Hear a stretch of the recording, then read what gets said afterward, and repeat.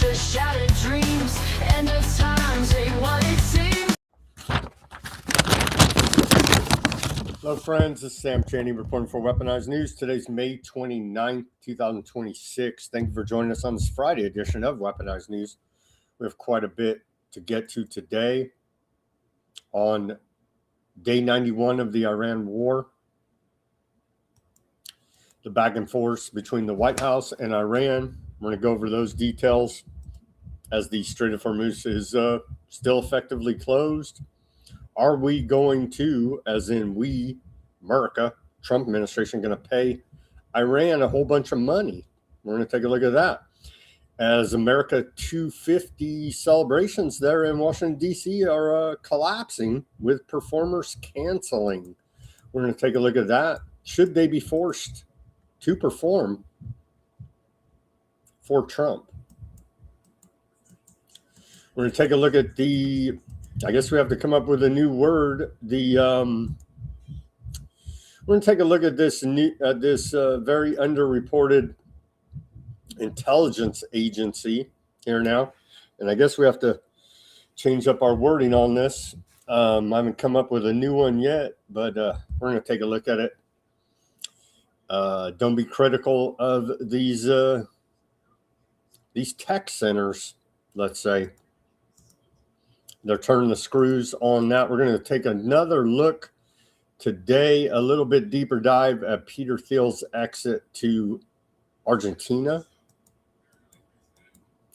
We have economics news. We have the fallout from Pam Bondi, former Attorney General, testimony today to the House Oversight Committee in regards to the Epstein files. We'll take a look at all of that. We have geopolitical news, as per usual. And they're leveling Lebanon as we speak and continuing the genocide in Gaza as we speak. Quite horrifically enough. We'll take a look at that. What is going on with the secret war in Mexico, Central and South America? We'll take a look at that as well. A whole lot of news on this Friday edition of Weaponized News. Let's get to see some people coming online here now. Shout out to Mac. Mac did have a contribution I saw in the email to this day in history, so don't let me forget that. Okay, let's get to this day in history. When was it? 1860. So we got to put it about right here. About right here. Let's just line that up. All right. On this day in history. On this day in history of May 29th, we go back to the year 1453, and we saw the fall of Constantinople. Constantinople, capital of the Eastern Roman Empire, falls to the Ottoman Turks on this day, ending the Byzantine Empire after 1,100 years. So Turkey had a big celebration. I saw about this, the fall of Constantinople on this day, 1453. On this day in 1727, Peter II becomes Tsar of Russia at the age of 11. 1733, on this day, the right of Canadians to keep Indian slaves is upheld in Quebec City. On this day in 1765, Patrick Henry's historic speech against the Stamp Act, answering the cry of treason with, if this be treason, make the most of it. 1860, on this day, via Mac, says, in the history of the Pony Express, on this day, May 29th, is the most notable for the heavy operational disruptions caused by the Pyramid Lake War, 1860, during the Native American conflict. Hostile Bitchute attacks forces, the suspension of service, burned stations, and halted mail deliveries in the Nevada territories. On this day in 1866, American pharmacist John Pemberton begins advertising his patented medicine, Coca-Cola, in Atlanta, Georgia. And I do believe that version of the Coca-Cola had the cocaine in it as well for that extra boost. On this day in 1916, official flag of President of the United States is adopted. Also on this day in 1916, U.S. forces invade Dominican Republic, stay until 1924 for their own good, of course. And on this day in 1919, Charles Strite files a patent for the automatic pop-up toaster. On this day in 1932, the bonus army of World War I veterans begins to assemble in Washington, D.C. to request cash bonuses promised to them to be paid in 1945. 1943, on this day, meat and cheese ration in the U.S. And I'm going to call here now for meat and cheese rationing to come back, because we have these tech centers to build, and that's what takes precedent. It's a national security issue, and we have to beat China. Right? Right. So we need to bring back food and cheese rationing here. Oh, they are through inflation. So good job there, guys. They're ahead of me on this. 1953, on this day, Edmund Hillary and Tenzing Norgay are the first to reach the summit of Mount Everest as part of a British expedition. 1954, on this day, now it's officially recognized. They denied the thing even existed for a very long time. But on this day in 1954, first of the annual Bilderberg conferences, fostering relations between Europe and North America, held there in Oosterbeek, Netherlands. And so they're just trying to foster good relations there at the Bilderberg group meetings. 1968, on this day, U.S. Truth in Lending Act signed into law. And of course, all the lenders out there are always fully truthful with their borrowers. That's been established by the U.S. Truth in Lending Act, signed on this day in 1968. On this day in 1987, jury finds Twilight Zone movie director John Landis innocent of involuntary death of actor Vic Morrow and two child actors during the filming of the Twilight Zone movie. 1989, on this day, Goddess of Democracy. And talk about a triple trick here. 1989, student pro-democracy protesters in Tiananmen Square, China, construct a replica of the Statue of Liberty, naming it the Goddess of Democracy. And then you look into what the Statue of Liberty is. Man, oh man.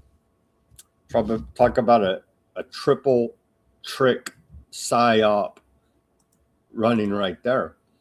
On this day in 2014, President Barack Hussein Obama, a.k.a. Barry Soetoro, approves U.S. military training of, quote, moderate Syrian rebels to fight the regime of Assad, former leader there in Syria, and Al-Qaeda linked groups. And so we're doing the same thing again. It's kind of our thing, create these proxy armies and then call them terrorists after they don't do what you say, and then whack them. And so that trend continues out of Western intelligence operations. And on this day in 2019, U.S. Special Counselor Robert Mueller says charging President Trump with a crime was never an option, as no legal means to charge a sitting president, and that this report does not exonerate the president, i.e., Russia Gate there. So some great work by Robert Mueller as special counselor there to actually do nothing. So we do appreciate those efforts and dragging America through the mud in that scandal. And then here's our segue to the news. I guess we'll say this one, even though it's a Steen, we'll throw it in there. What the hell? 1950, on this day in our civil liberties history, businessman, civil liberties best defense against isms, Jacob Blaustein, a Baltimore businessman and civic leader, received an award on this day from the Aardvark War veterans. In his acceptance speech, he declared protection of civil liberties is America's best defense against communism and fascism. So pick your ism there. He further advocated giving all Americans, regardless of race, creed, or national origin, the right to take advantage of the opportunities in the United States. Well, sounds like hate to me. All right. And then here's our segue. What is our segue, actually? Do we have video segue? We didn't even really have video segue. No video segue, sadly, today. So SGT reports. That's a big show out there. They've been around a while. They say, and they keep trying to talk to these ops running Q ops. They say Trump has fast tracked the. I guess you can't even say that word anymore. The permitting of these centers, given immunity to Bayer's glyphosate, taking $250 million from Adelson, ordered the FBI to cover up Charlie Kirk and Epstein, devastated the global energy and food supply, all while insider trading and enriching himself to the tune of billions. If this is the MAGA that these other characters report on, still support, one can only conclude those gents must be military intel ops. You think? So the America 250 performance is not going well here now. These performers have canceled. And I think maybe we should start advocating they're forced to perform at the point of a gun, because this is America and you will do what the leader says. So these performers have dropped out of the performance here now. Here's the UFC. And so it is bread and circus in your face, like writ large, i.e. idiocracy. Here's UFC. They're building the cage for the cage fighting match, quite literally right on the White House front lawn, as you can see in these images of the construction. So really all that matters is this promotion of violence and blood sports in America, not the cost of your groceries. You see, Trump's America 250 concert lineup is collapsing. Multiple artists are dropping out of Trump's Great American State Fair, a 16-day celebration on the National Mall starting June 25th and running through July 10th, billed as a nonpartisan 250th American anniversary event. The lineup has lost nearly 2/3 of its acts in the last 48 hours. Martina McBride, country star, said she was assured this was a nonpartisan event celebrating all 50 states. After the Trump administration connection became public, she withdrew, saying she was misled. Bret Michaels, of Poison hairband fame from the 80s, called the event divisive and cited threats to his family and crew. Originally scheduled to perform July 3rd, Morris Day announced it was a no for me. William King of the Commodores withdrew, saying, "Our music has always been our voice, and we choose not to publicly affiliate with any single political party." Young MC revealed that the artists were never told about any political involvement with the event. Milli Vanilli, vocalist, said they were not performing at the event. I think that was a funny at the end of this report from DD Geopolitics. I think that was a little bit of a funny, but what the hell? Let them all council, bring in Milli Vanilli, have them lip sync, and that's a perfect illustration of the Trump administration. Fake it till you make it, and art of the steal here now. Freedom 250, the nonprofit organizing the fair, marketed it to performers as a nonpartisan celebration. Artists only learned of Trump's White House task force being directly involved in coordinating the event after they accepted to perform at the event. The event is overtly MAGA coded. Make America Healthy Again Monday, Christian prayer events, UFC fights on Trump's birthday, and a PragerU history exhibit. So the only ones we have left of the performers are Vanilla Ice, Flo Rida, and maybe CNC Music Factory, but we're not quite sure if they're going to back out yet. They may very well back out. So a sign of the times. They need to be rounded up and forced to perform for America, because this is America. Earlier today, not much out of the White House regarding the Iran war, as we're on day 91 here now of the Iran war.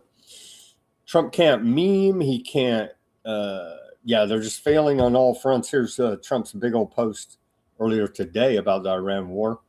Iran must agree that they will never have a nuclear weapon or bomb. The Hormuz Strait must be immediately open. No tolls for unrestricted shipping traffic in both directions. All water mines, bombs, if any, will be terminated. We have removed through detonation numerous such mines with our great underwater minesweepers. Iran will complete the immediate removal and or detonation of any mines that are left, which will not be many. Ships caught in the strait due to our amazing and unprecedented naval blockade, which will now be lifted, may start the process of heading home. Say hello to your wives, husbands, parents, and families from me, your favorite president. The enriched material, sometimes referred to as nuclear dust, which is buried deep underground with virtually collapsed mountains caused by our powerful B-2 bomber attack 11 months ago, sitting on top of it will be unearthed by the United States, which it is agreed is the only country, along with China, with the mechanical capability of doing so, in close coordination and conjunction with the Islamic Republic of Iran, plus the International Atomic Energy Agency, and destroyed. No money will be exchanged until further notice. Other items of far less importance have been agreed to. I will be meeting now in the Situation Room to make a final determination. And that was earlier today, and the reports say Trump has made no final determination. And what does Iran have to say about all this? Iran and Oman coordinate on Hormuz administration as Trump threatens to blow up Muscat. Iranian Foreign Minister Odysee called his Omani counterpart Bitchute earlier today, expressing solidarity with Oman in face of any threat and discussing the future administration of the Strait of Hormuz. According to statements from both sides, both governments said they reaffirmed their commitment to ensuring freedom of maritime navigation through the strait in accordance with their sovereign responsibilities over their territorial waters, in conformity with international law, and preserving the interests of all regional and international parties. Odysee said the two sides welcome consultation with the neighboring states on Hormuz's future administration, language that pushes back on Washington's demand that the strait operate under U.S. defined terms with no fees or Iranian management role. The call comes one day after Trump threatened Oman directly, saying Oman will behave just like everybody else or we'll have to blow them up.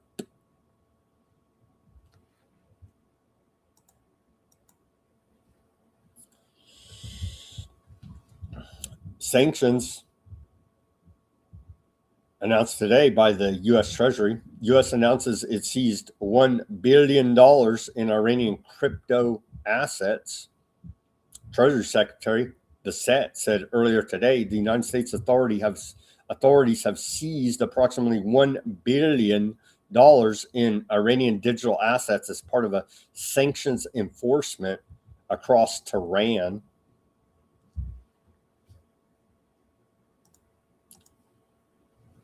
U.S. Central Command posted earlier today, U.S. forces continue to enforce the blockade against Iran as of May 29th. Today, 115 commercial vessels have been redirected to ensure no commerce enters or leaves Iranian ports. Iran's Persian Gulf Authority to the United States: you will not gain control over Hormuz through sanctions either. Iran's Persian Gulf Authority, sanctioned by the U.S. Treasury 2 days ago on Wednesday, fired back today, saying it considers being sanctioned by a country whose leader takes pride in piracy as a sign of its own positive performance. You will not gain control over the Strait of Hormuz, which you failed to achieve through warfare and diplomacy by means of sanctions either, the Persian Gulf Strait Authority said earlier today. The body added that despite provocative actions of the United States in the waters of the Persian Gulf and the Sea of Oman, it continues to review and grant passage permits to non-hostile vessels without interruption. It said statistics from the first month of operations will be published soon.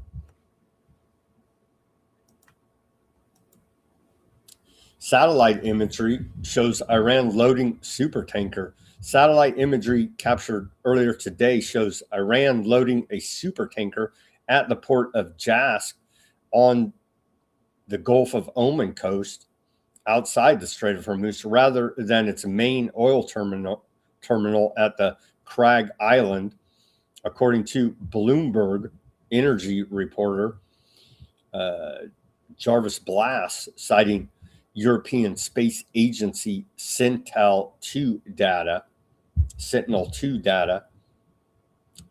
Blass said Iran appears to be positioning for the U.S. to lift its naval blockade with more than 50 barrels in floating storage ready to export.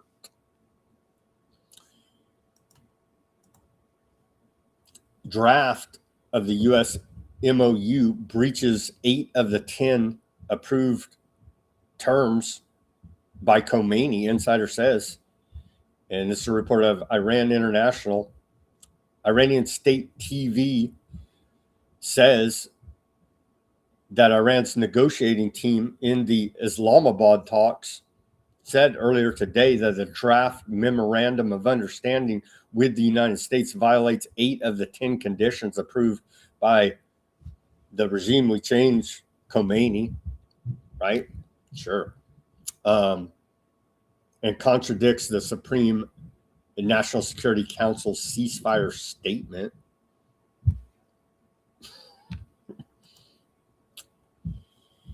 IRGC state media outlet disputes Trump's accounts of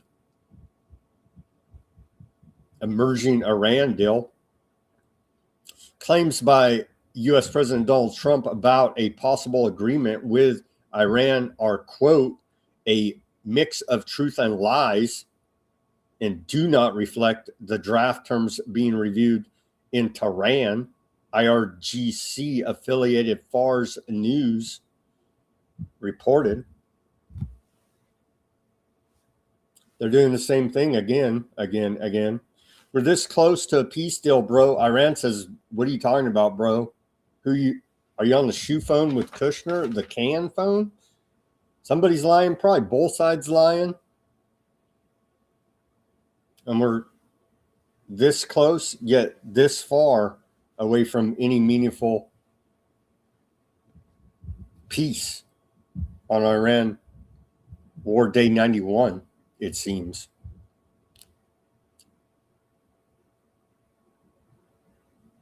A mix of truth and lies coming out of Trump, continually gaming the market and profiteering. IRGC state media out of Iran said they're looking for immediate payment of $12 billion in Iranian assets, adding that Tehran would not enter any further phase of negotiations until the money's released.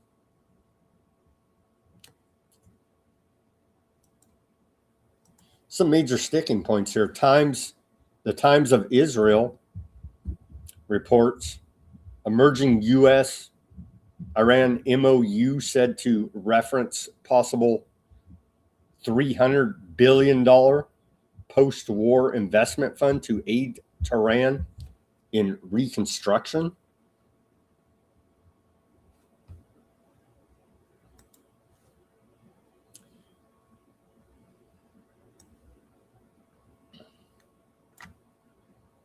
Huh? I was told we changed the regime, we beat their military, sunk their navy, everything's golden. Turns out none of that's true. And we're over a barrel in peace negotiations with Iran right now. Head of Iran's Parliamentary Security Commission said Iran sets the terms as the victor on the field. I thought we defeated. Trump told me we won the war. Not according to Iran. No, they're saying they won the war.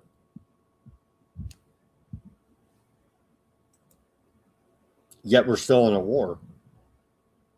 A mix of truth and lies.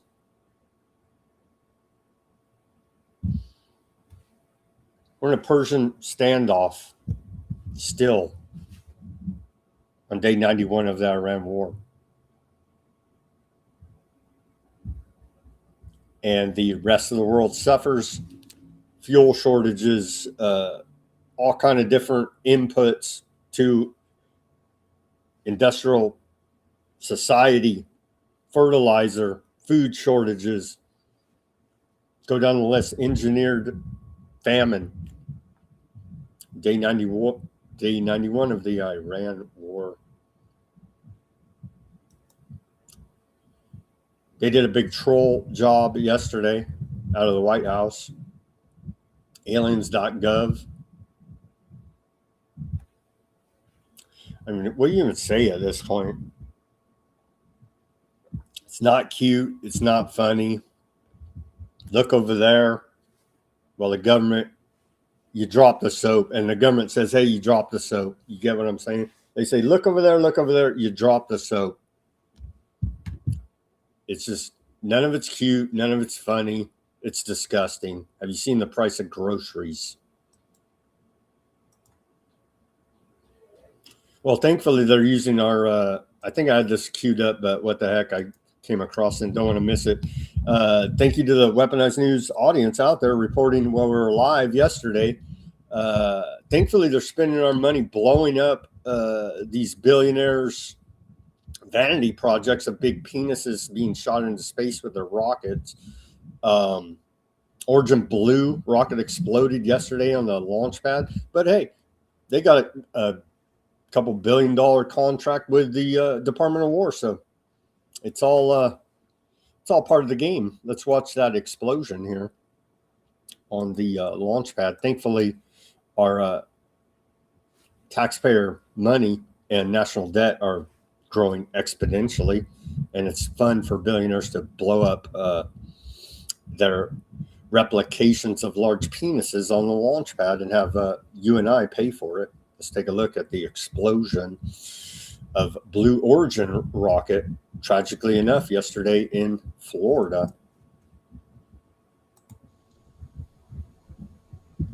No audio here. And so, yeah, that happens. And then what does the Department of War say? Well, I guess they got the contract before this. So just for the hell of it, they're like, blow the rocket up. We got another couple billion out of the taxpayers. Who cares? You know what I mean? Like, literally, they don't care. It's not their money. So, oh, yeah, we have to be careful about our reporting now, apparently, to all reports out there. So it's a good thing. You should probably sign up to be part of the new trend here. NVIDIA will pay you. This is a video posted by Hotspot on the X. They say NVIDIA will pay you $22,000 a year to install a mini one of these centers on your house. And so if you like the smart meter, you'll especially enjoy this Imperial spy drone on the side of your house. And you can be paid for it as well. Let's watch this clip. So this mini AI data center is designed to be installed outside your home. A startup called Span has partnered with NVIDIA to deploy what they call distributed data centers on residential homes and small businesses. Each box runs NVIDIA's liquid-cooled RTX Pro 6000 Blackwell GPUs designed to operate silently while tapping into unused electrical capacity that already is on the local grid. Span says it can install 8,000 of these units 6 times faster at 1/5 the cost of building a comparable 100 megawatt data center. And the demand is urgent. US data centers consumed over 4% of America's electricity in 2024, which is a number that could more than double by 2030. Meanwhile, traditional data centers can take over a decade to build, with some projects waiting years just for grid approval. The homeowners who host the boxes get a premium smart electrical panel, battery backup, and discounted rates on electricity and internet. Span is already working with one of America's largest home builders to test the system out in new communities. Whether neighborhoods will actually embrace these mini data centers remains to be seen, but it's definitely a creative solution to a very complex problem. If you want to stay in the loop with the latest in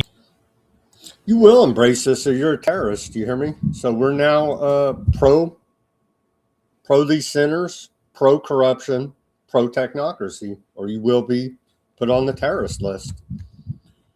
Jimmy says, it's fun. Jimmy says on the YouTube, we've reached the point Democrats are that conservative party now. Holy ass. Wowzers.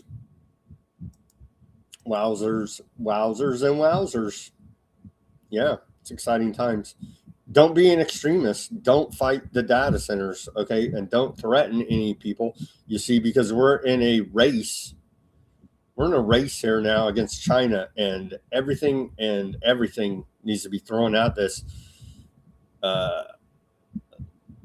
Anna Paulina Luna said the CCP has launched an all-out war against American AI. The divide we are seeing in this country is largely driven by bots and paid actors violating FARA.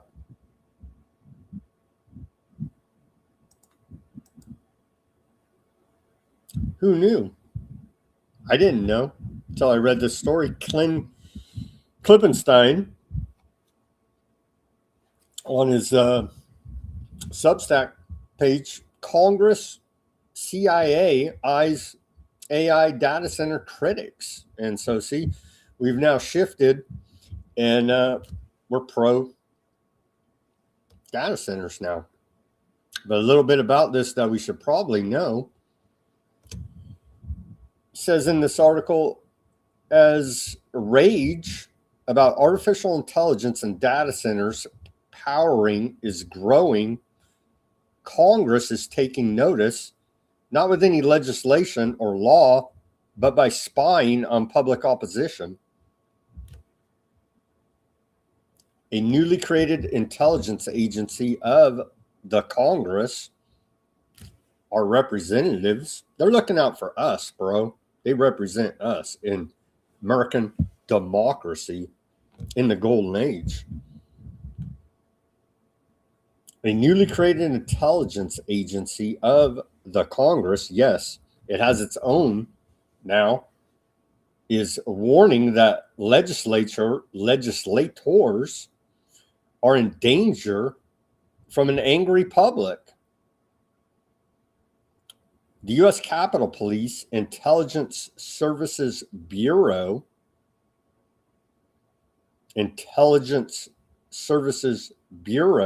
created after January 6th, and in parallel to the 18-member executive branch intelligence community, laid out the warning in an internal intelligence report produced in April last month. ISB has prepared this intelligence note to provide the U.S. Capitol Police and law enforcement personnel with information related to recent threats and attacks likely linked to grievances concerning data centers, the report says.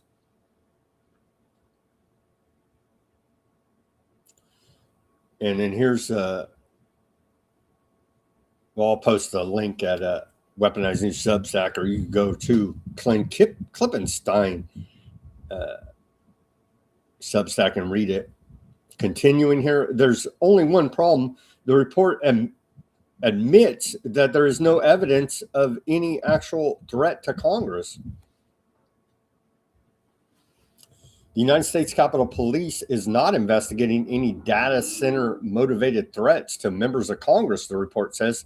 Nonetheless, it goes on to warn that artificial intelligence related policies introduced on the Hill and in local communities are likely to continue drawing opposition, increasing potential concerns for public officials.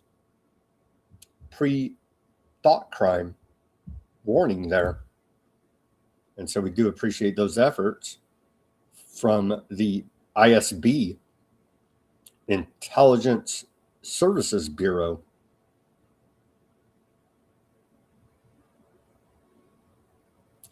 The Congressional Intelligence Office that authored the report was formed in the aftermath of J6 and justified to bring the Congressional police force in line with federal intelligence agencies and thereby gain more access to massive existing intelligence community. The quote intelligence note was also distributed to police organizations and state level fusion centers across the country.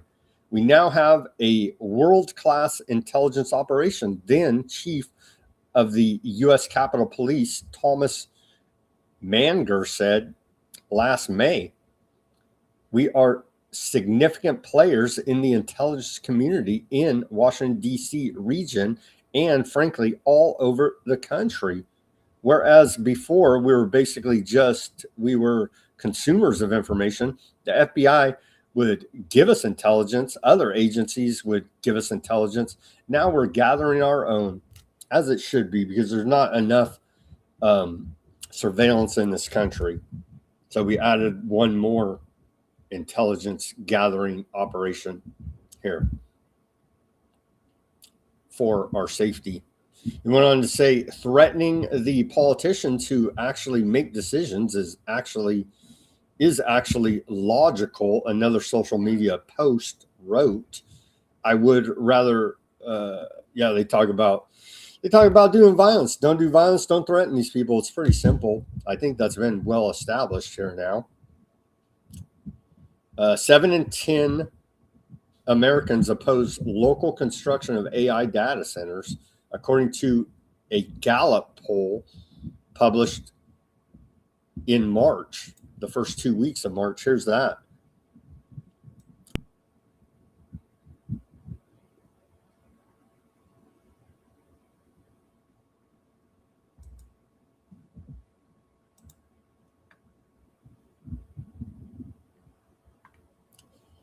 And so, yeah,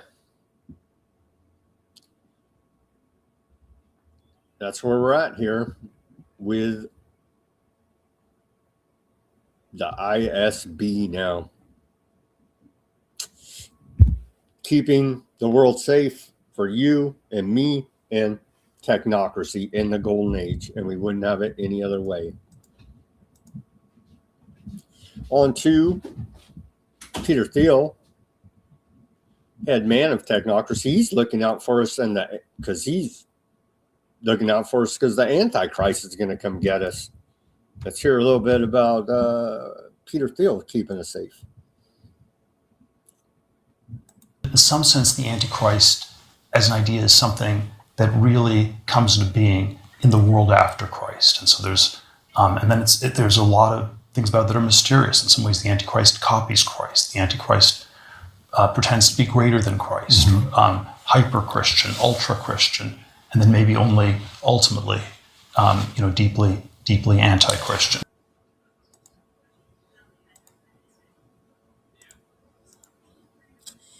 American actor Duncan Trussell, he went to Trump's Antichrist lecture. Let's hear what his take on this whole thing was.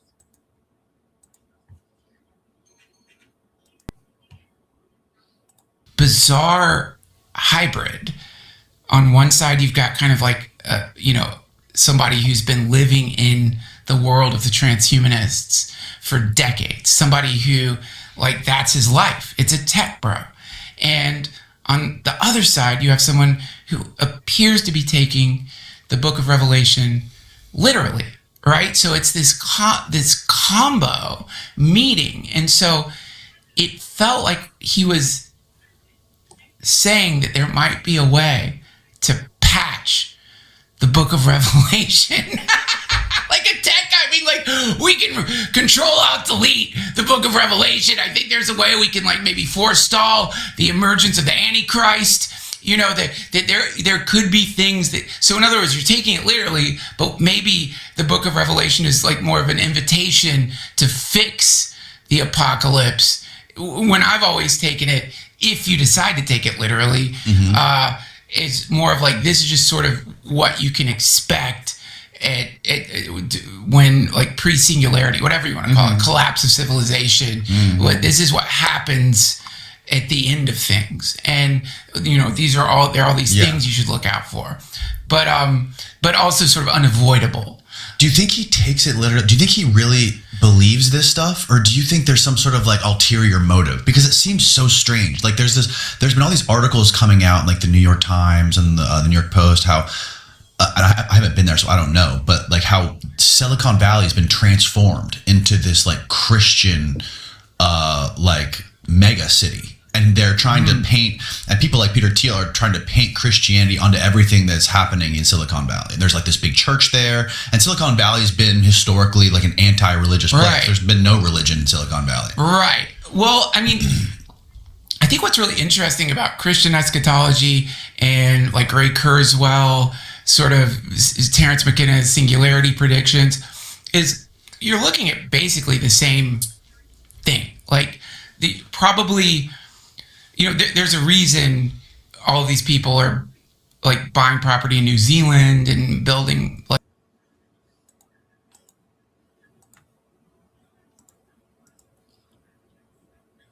Peter Thiel's relocated to Argentina. Let's watch this report about it. All for the good of the world. A storm is rolling in over Argentina. The man who wrote the words, "I no longer believe that freedom and democracy are compatible." A billionaire that champions many of the ideals central to the philosophy known as the Dark Enlightenment, which views democracy as a failed experiment. He built a company that tracks, monitors and targets human beings all over the world. Peter Thiel just bought the most expensive house in Buenos Aires for $12 million. But why has he come to Argentina? And what might this mean for the country's future?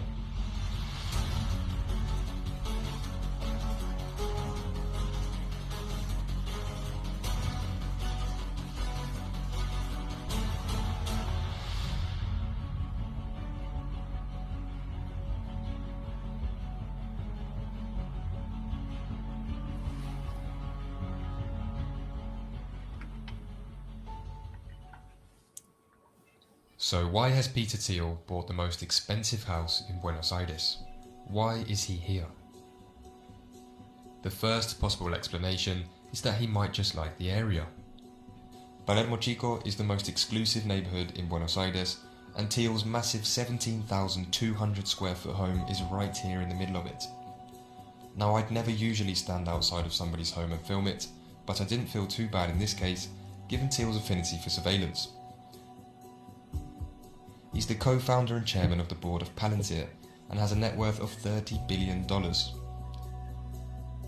For him, buying this home is like someone with a net worth of $100,000 buying a home for just $40. Perhaps he just did it because he could, but given the current political situation here in Argentina, this strikes me as unlikely. The second possible explanation is that Thiel sees Argentina as a fertile ground to sow the seeds of the Dark Enlightenment. He's a prominent financial backer and key figure of this Silicon Valley-born philosophy that argues democracy has failed and that society would be better run as if it were a tech startup, meaning one founder at the top making unilateral decisions with no need to ask voters for permission. Thiel has spent millions and millions funding like-minded politicians in the US. Here in Argentina, Milei is already at the top of government and is currently running the most radical libertarian experiment on earth. The both of them are self-described anarcho-capitalists. Back in his ominous 2009 essay, The Education of a Libertarian, Thiel wrote, "The fate of our world may depend on the effort of a single person who builds or propagates the machinery of freedom that makes the world safe for capitalism." So maybe he sees Milei as a key ingredient in his recipe to save the world.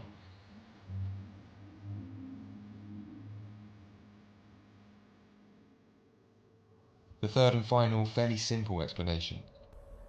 There's just huge amounts of money to be made for Thiel and Palantir in Argentina. His flourishing ideological friendship with Milei could open many doors for him in the near future. Palantir has made huge sums of money operating at the heart of US intelligence, which uses its software for population monitoring, tracking migrants, and of course, for war. Argentina recently created a new AI security unit, and Milei also just signed an AI collaboration deal with Israel. Thiel named Palantir after Palantiri, the all-seeing stones from Tolkien's Lord of the Rings, which allow users to see events happening in other times and places. As one of the co-founders of PayPal and the first outside investor in Facebook, Thiel has a knack for spotting opportunities early on. So what might this all mean for Argentina? Well, the country is being run by a president who worships the free market. Real estate here is currently about 80% cheaper than New York and London. There's very little tech regulation and a time zone that overlaps with the US East Coast. According to numerous reports, more of Thiel's associates and colleagues might be on the way, as they're looking at properties across the city. So will Buenos Aires become the new hub for Silicon Valley capital? History has shown time and time again that US interests in Latin America are bad news for the people of this region. But Argentina has weathered far worse storms than tech billionaires playing at being supervillains. 30,000 people were murdered or disappeared by the military dictatorship that took power here just 50 years ago. Argentinians have not forgotten what happens when their democracy is threatened, and they will fight tooth and nail to defend it. With his fundamentally anti-democratic beliefs, I don't think Peter Thiel will be a popular new neighbour in Buenos Aires. Well, there you go. Argentinians don't want to save the world. And we got Censored Sergeant over there trolling in our YouTube chat. I could see you're on the wrong channel, Censored Sergeant, because we're not trusting the plan here, bro. Sorry to report to you.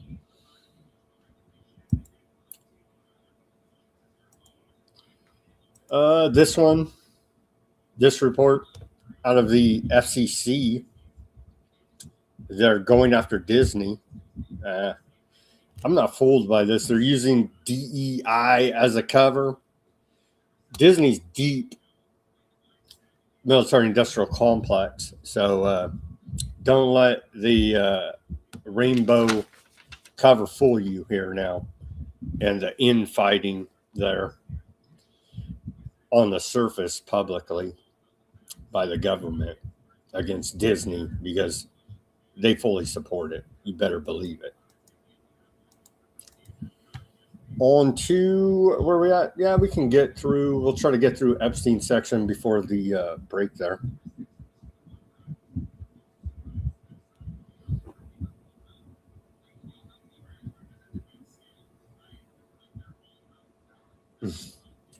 I guess the trolls on YouTube keep the chat going. All right, here's top Democrats claim Pam Bondi pushed blame for Epstein investigation to Todd Blanche in closed door meeting that they weren't allowed to record. Sadly enough here. And I think we have video of it. Former Attorney General Pam Bondi tells lawmakers Ghislaine Maxwell should die in prison.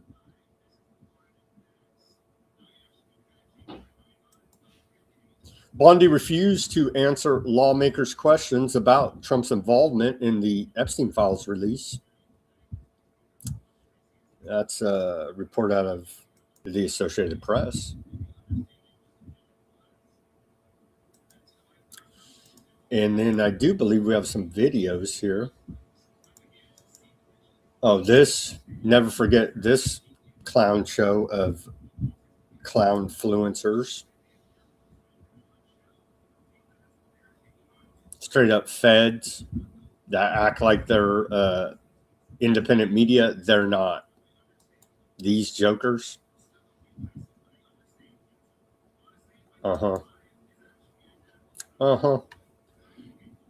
Their op was blowing right there for anybody with eyes to see, 100%. Here's the proposed new $250 bill. Notice the resemblance there. That's not really it, but you get the gist. Here's a short clip from Tama Palmieri about Bondi's testimony.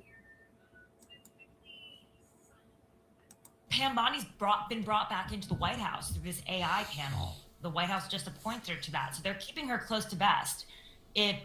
The way that Trump world works and the way we know that Washington works, where people gravitate towards power for relevance, for money, etc., she will probably be thinking about that, since she's still technically being employed by the president, and how she testifies, which will eventually be public because these transcripts will come out weeks later. I mean, they'll be scrutinized, And if they're anything like what she said publicly, she'll just be standing there in defense of Donald Trump because she's got something to lose now. You know, access to the White House, an AI panel, which is frankly one of the most important topics that's being fought over right now outside of the Epstein files. Again, we will not be able to see this live when it's happening. We will not ever get to see a video of it. It will be transcribed, so ultimately we should learn what transpires behind these. Maybe you'll get the transcript. Here's Robert Garcia, head Democrat, troublemaker on the House Oversight Committee.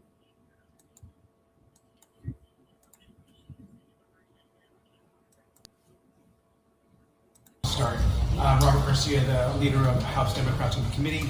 I just want to be very clear that we continue to be incredibly disappointed of the decision to not have this interview videotaped and then released to the American public. The second thing we asked Chairman Comer is to ensure that this interview is under oath. We understand the Attorney General is going to be there answering questions from Congress. It should have been under oath and it should be videotaped.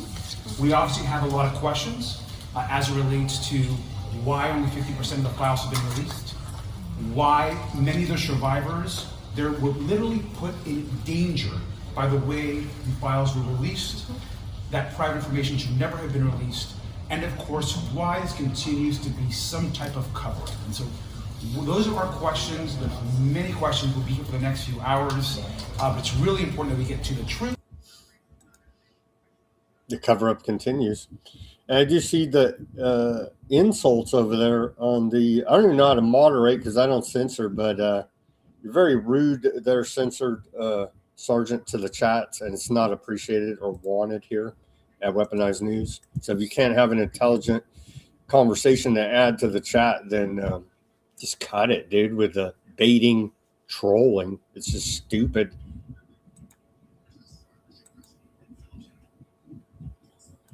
You're not winning any friends over with your trolling.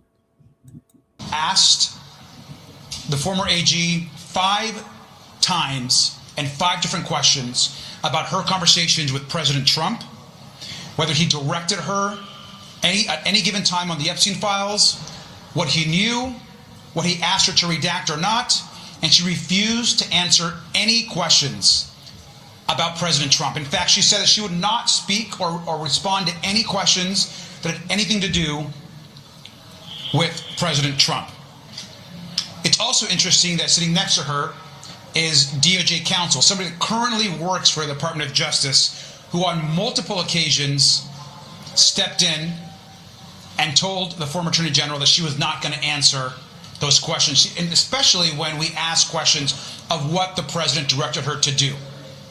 And so the DOJ is in there right now stopping questions about President Trump and about what happened in the release of these files and why so many survivors were doxxed and their information, of course, released to them. And here you have it right here from these. Stop running your Q psyops. Okay? Stop running them. Stop running them in my chat. Here's some Epstein survivors.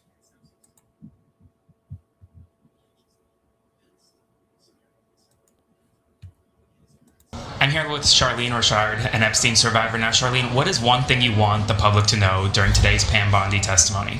I want the public to know that we're here for actually the public. We are here for you because not only do we want the truth and transparency, but the public deserves it as well. There are so many leads. This is a global sex trafficking ring, and we need to protect the next generation from this happening again. What kind of leads are you talking about that the public may not be aware of? Well, I have this right here, and this says the prominent names, and I'm just going to read them to you. Trump, Weinstein, Glenn Dubin, Prince Andrews, Jess Daly, Leon Black, Les Wexner, Alan Dershowitz, Bill Clinton, Howard Lutnick, William Barr, and I'd like to add, and Dyken Khan. Thank you so much, Charlene.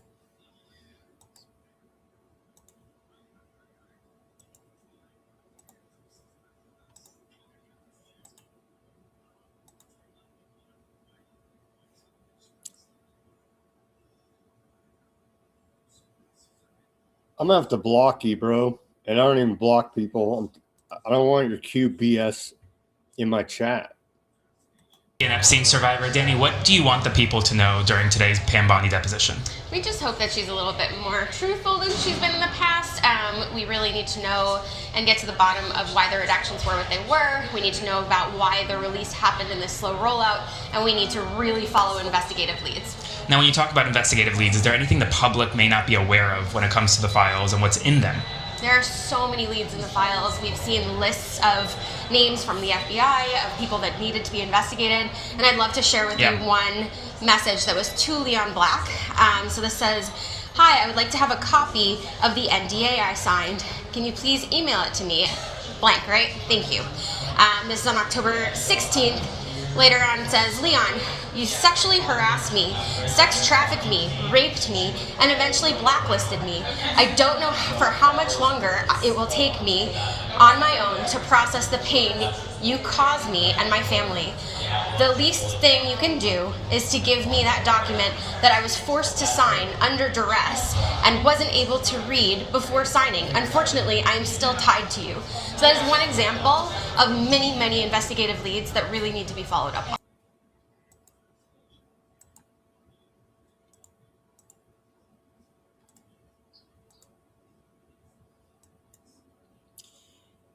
Here's Representative Stansberry out of New Mexico.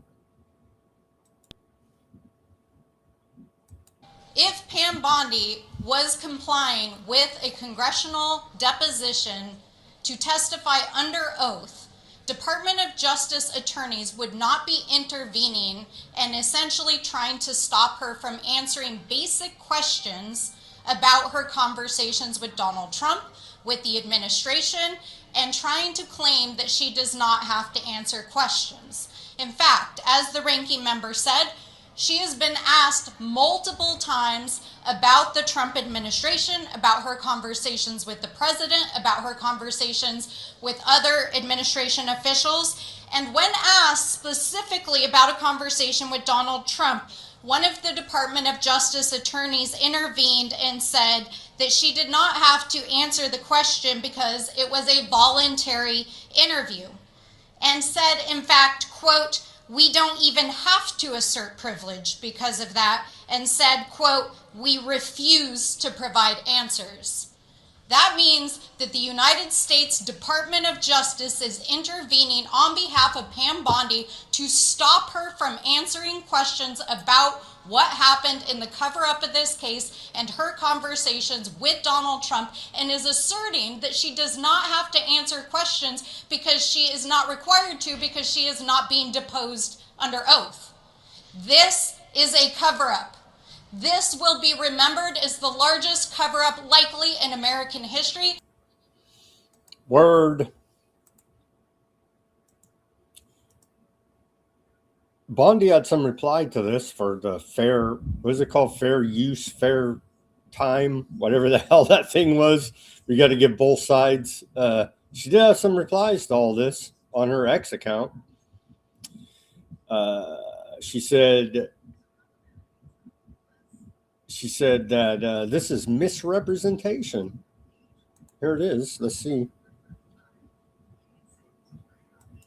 And of course, I guess we won't know about the back and forth drama. This is all created until the transcript is released. Misrepresentation by Wilkinshaw. What the world knows to be true is President Trump banned Epstein from Mar-a-Lago decades ago because Epstein was a despicable creep. That's the Q narrative out there that they want you to believe. I don't believe it, because we have more than enough evidence to suggest that that's all BS.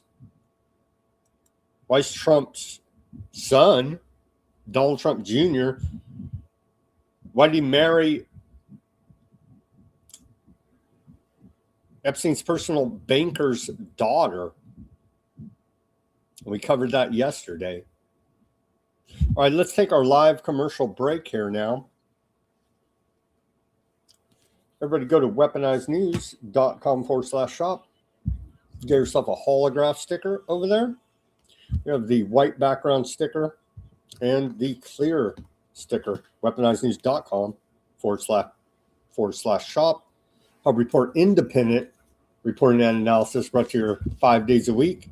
Broadcasting live, 5 p.m. Pacific, 8 Eastern Time. weaponizednews.com/shop.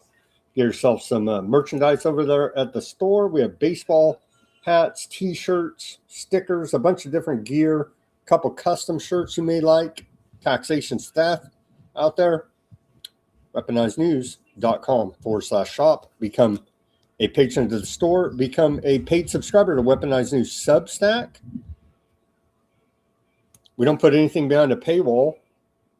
You get the full show, a summary of the show, and links to almost everything we talk about for documentation and further research purposes at Weaponized News Substack.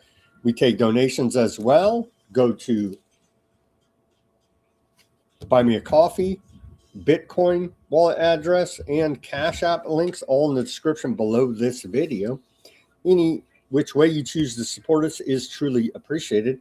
Give me that like, share, subscribe, and push that notification button. weaponizednews.com/shop. All the links are in the description below this video. Any which way you choose to support us is appreciated. Again, thank you to all of the subscribers, to the patrons of the store, and the donors. And everybody that shares and gives us that like. The like does help. I have my fill of dopamine, so I'm not doing it for the dopamine hits. It does help raise your rankings in the algorithms, allegedly. Those likes do help. So give us that like, share, subscribe, and push that notification button so you can be informed when we go live here. If any of these buttons even work anymore. Half the time they're broken, reports say. So we do what we can here. Thank you for your attention to this matter.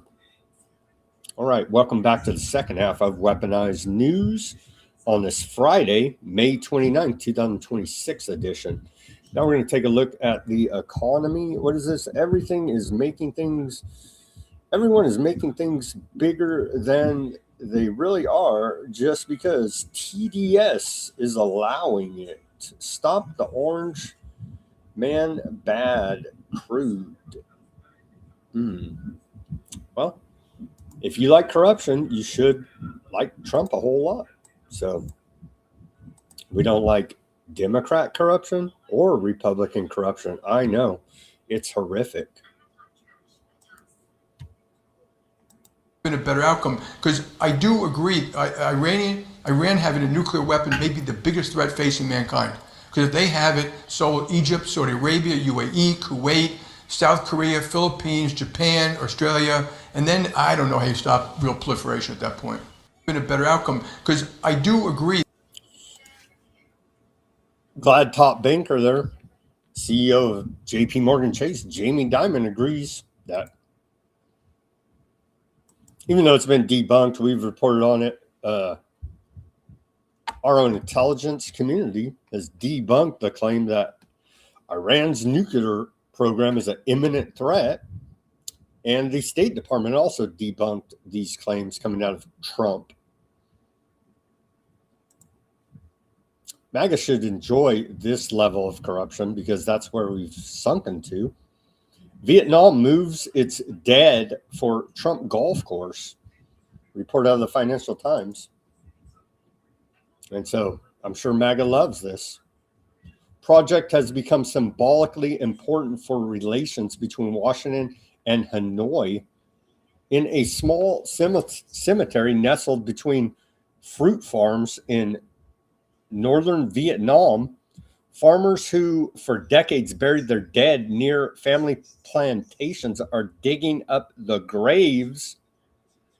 They are dismantling the cemetery to make way for a $1.5 billion golf course and luxury presidential project by the Trump organization and its local partners.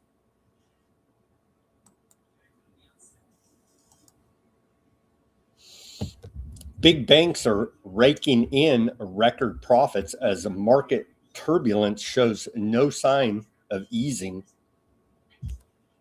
JP Morgan Chase CEO Jamie Dimon cites exuberance, saying his bank's trading business could top expectations this quarter.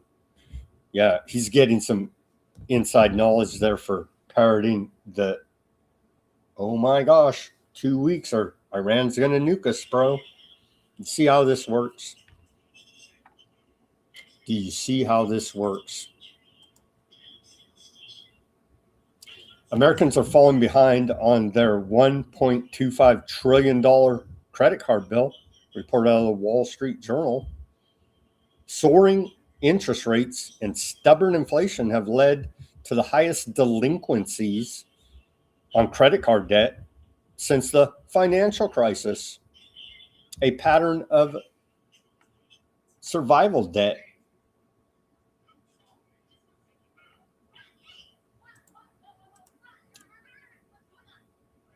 U.S. Space Force has awarded SpaceX, Musk company, $4.6 billion contract to assess airborne threats.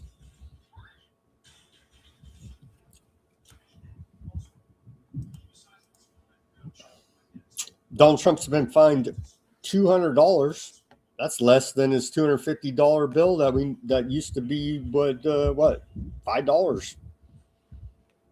He was fined $200 after he was months late to report buying and selling millions of stocks.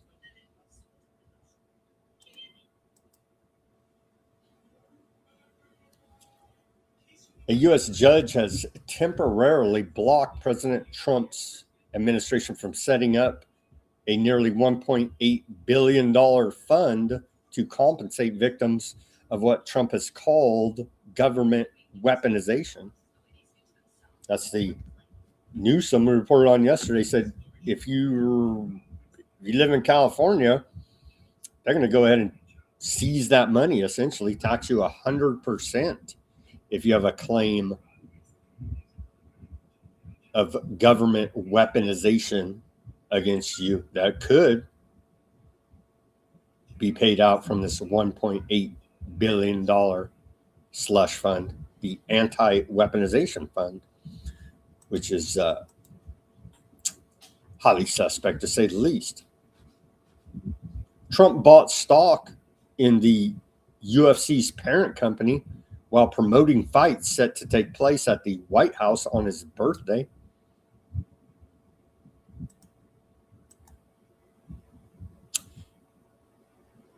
Snow out there in the audience? Any Canadians? Canada has unexpectedly fallen into a technical recession for the first time since the bad times, 2020. And so what does even a technical recession mean? 2 negative quarters of GDP growth used to be, but who knows nowadays? I haven't even looked up what their new 1984 definition of it is. 5.6% of auto loan balances are now 90 plus days delinquent, the highest level on record, according to the New York Federal Reserve.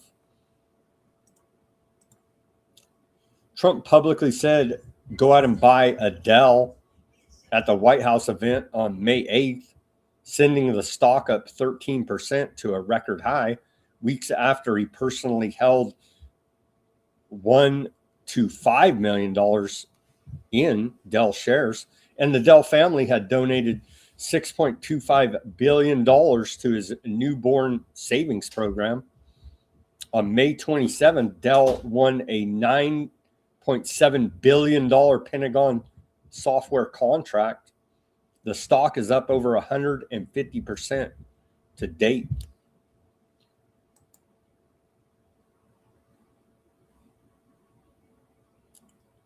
And so there's some secret riddler on the internet that's going to save everybody. Meanwhile, they're stealing everything that ain't nailed down, lying, cheating, and stealing. there. So MAGA should really love that. I thought this was a funny one. Man received 65 months in prison for smuggling almost 2,000 reptiles, not Peter Thiel, excuse me, but real reptiles here now into the U.S. According to the Department of Justice, Jose Miguel Perez brought at least 1,700 box turtles, baby crocodiles, and Mexican-bred lizards to the United States. The fair market value of the animals was estimated to be at over $740,000. So, cracking down on the reptile illicit trades there. And on to the price of the gallon of gasoline, according to AAA national average, and it has gone down about 2 cents. We'll call it 2 cents. Today's price for the gallon of a gallon of gasoline on average, according to AAA, $4.40 across America here. There you go. Looking good. Looking good there for Republicans in the midterms.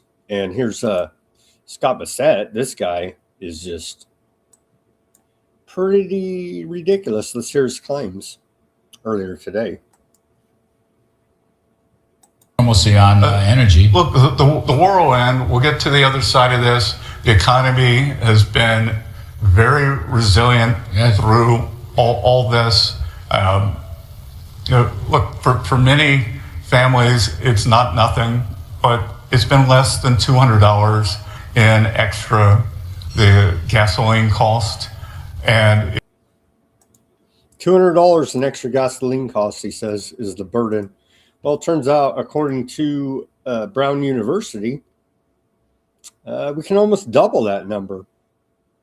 According to Brown University, the Watson School of International and Public Affairs, the U.S. household burden across both gasoline and diesel since the beginning of the Iran war on February 28, 2026, is now up to $382.41.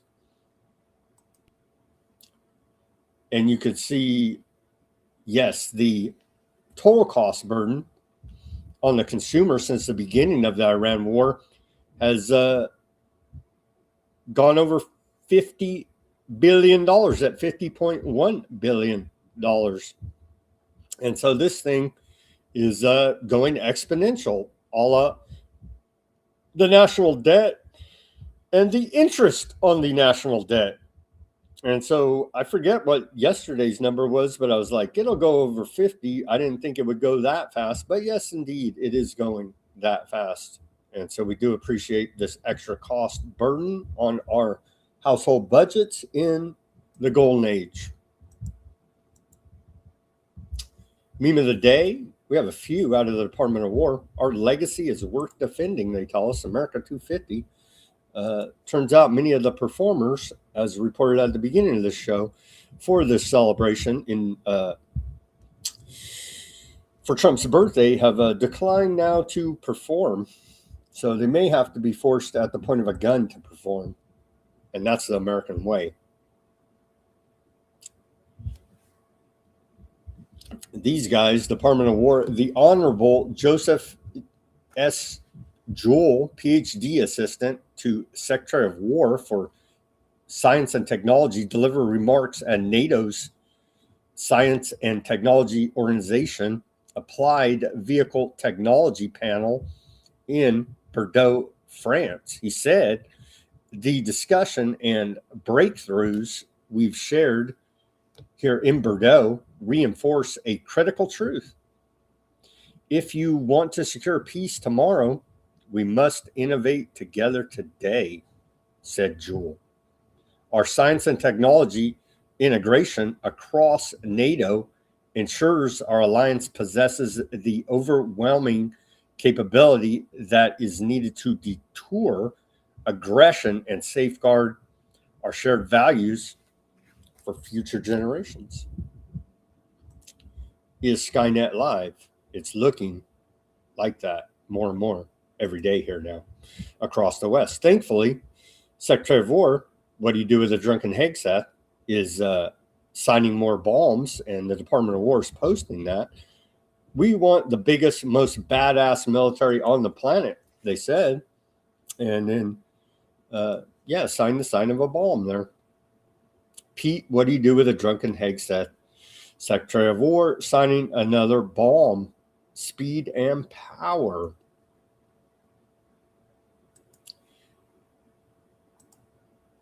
Something to be proud of here. And the secret war here on Mexico, Central and South America continues. The head of U.S. Southern Command held a rare meeting earlier today with senior Cuban military officials at the perimeter of Guantanamo Bay to discuss operational security matters. The Cuban delegation included a senior general from Cuba's military leadership, according to a report out of Reuters. So they say Cuba's next. So get ready, Cuba. They're prepping you.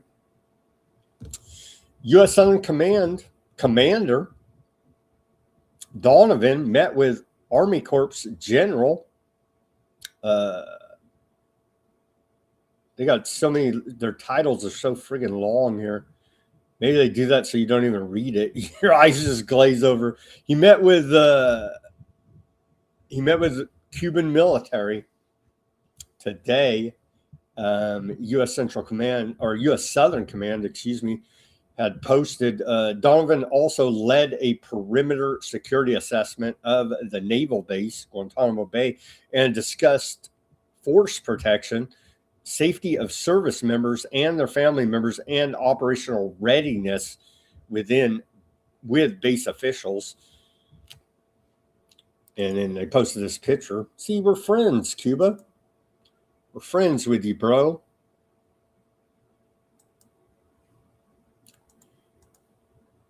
The Western Hemisphere is no longer a passive environment for narco-terrorist criminal syndicates or their sponsors, but the U.S. sponsored some of these don't worry about that.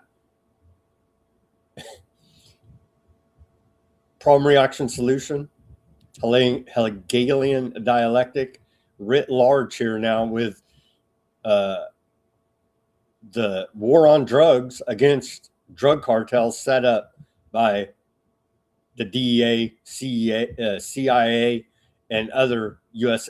intel agencies. Yes, indeed.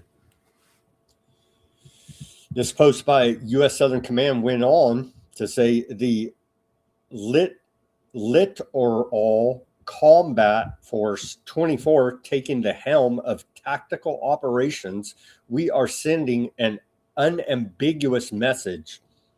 The United States is committed to defending our homeland and securing a prosperous, stable hemisphere alongside our enduring partners.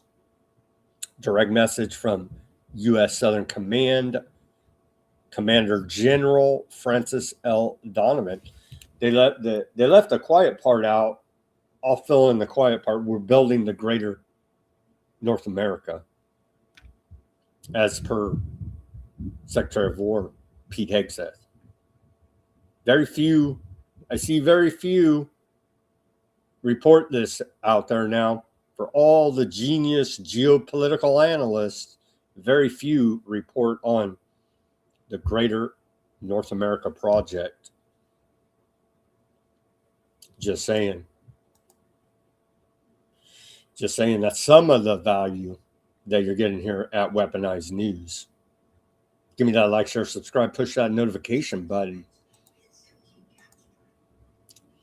So what is going on here? Are we going to see a major escalation by Russia into Europe, as was been said is going to happen this whole time, right?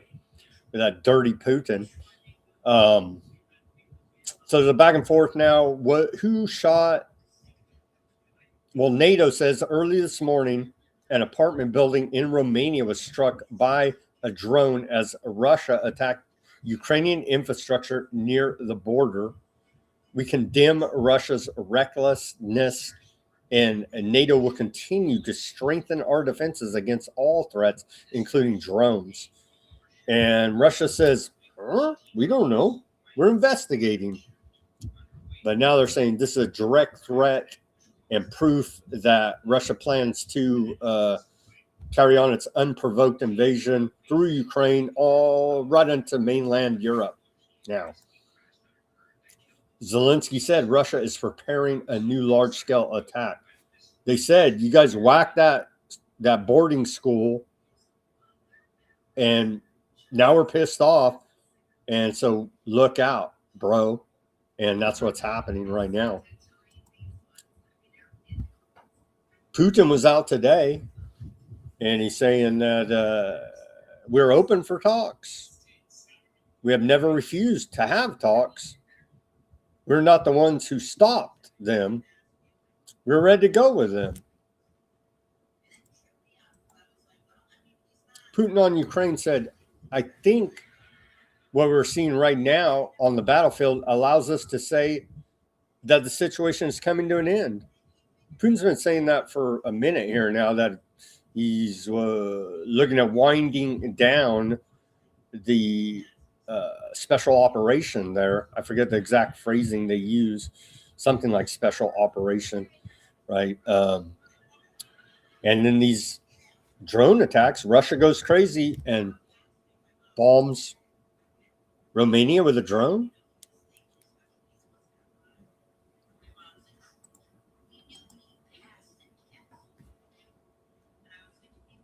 That's the narrative being painted now. Come full circle, full square here now. Russia, Afghanistan signed a military cooperation deal in Moscow. I thought, Yep. Russia and Afghanistan have now, they had a meeting. They discussed regional security and military cooperation. And the Russian Ministry of Defense has announced they've announced a security deal with a Taliban-led government there out of Afghanistan. And so our foreign policy is working great. Just keep it up, State Department, Pentagon. We're #winning.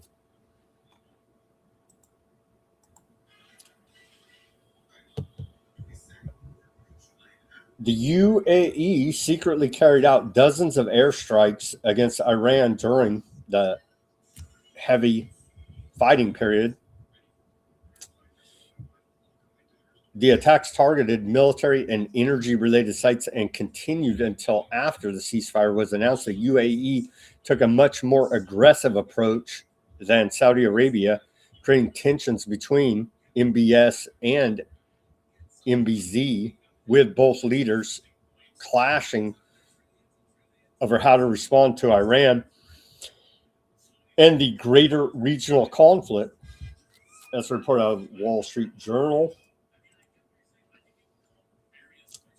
And this one, Aardvark Land is all pissed off at the UN, as per usual.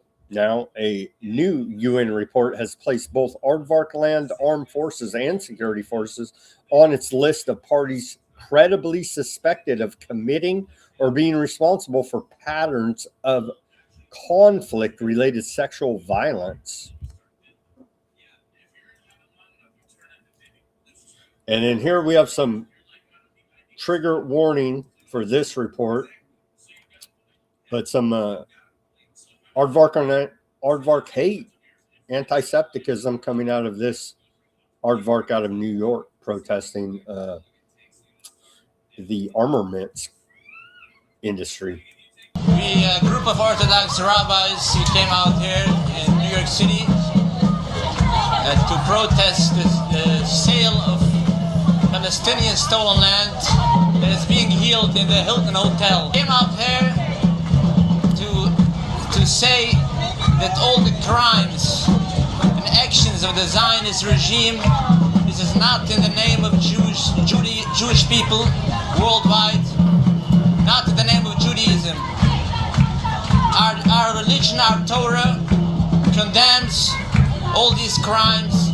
This is against our religion, against the Torah, the whole state of Israel, the whole occupation, killing, stealing, occupying is against our Torah, our religion. So we came out. So clearly that dude, he needs to be sanctioned immediately. Here's Smoke Trick. Smoke Trick counters him and says, it is actually. It says one people, one partnership, one destiny, one mission, and above all, one love, a la Bob Marley. The love of family. Let's hear old, Smoke Trick's, do we have an English translation? You got to see it here at the bottom. We did have an English translation here to counter his fellow aardvark there. Smoke Trick, finance minister of aardvark land, sings a different tune here. מלא, כדי להבטיח את עתידה של מדינת ישראל ואת עתידו של העם היהודי כולו. אני מברך את משתתפי הכנס בקווינס עכשיו, שכן, ברגעים האלה מצאו לנכון לבוא ולהזדהות עם מדינת ישראל. עם אחד, שותפות אחת, גורל אחד, ייעוד אחד, ובעיקר, אהבה אחת של משפחה. תודה רבה. מלא. One love. There you go.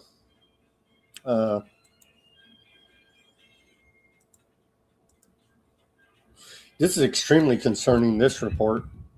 Congress moves to integrate U.S. aardvark land armies. Key section of 224 2027 NDAA proposes U.S. aardvark land defense technology cooperation initiative.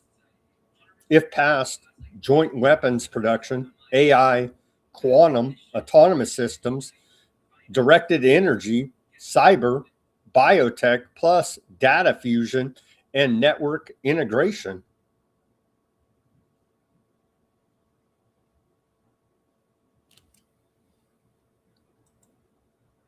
I'm with Smoke Trick, guys. I don't know about the rest of you. And what about the Yemenis, the Houthis? They say their fingers on the trigger. They've been keeping their powder dry here for a minute. Houthis claim they shot down a U.S. MQ-9 Reaper drone.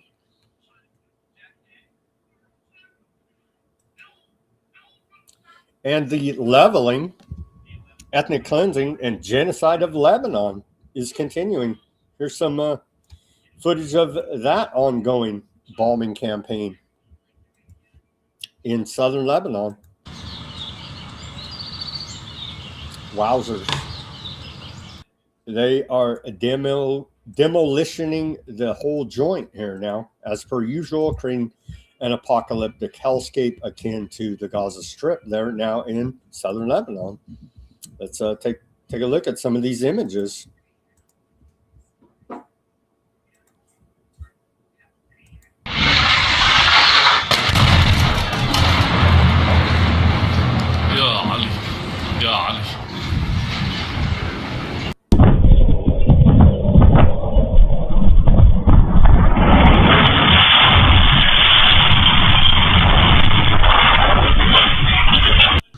الله أكبر شو هالغارة هي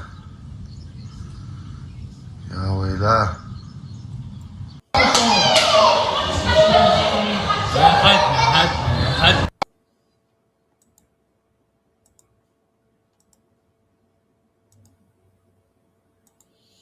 There's a report from on the ground there in Tyre, Lebanon, from Courtney Bonu. Someday I'll get my French. I won't because I don't study French, but I'm trying to get her name as close to the correct pronunciation as possible. I'm reporting to you from the historic city of Sur, which is one of the oldest continuously inhabited cities on the planet. Here with a group of journalists, and we are documenting the damage that has been done by Israeli airstrikes in the last 2 days. There have been multiple So I'm gonna show you some of the damage as we go.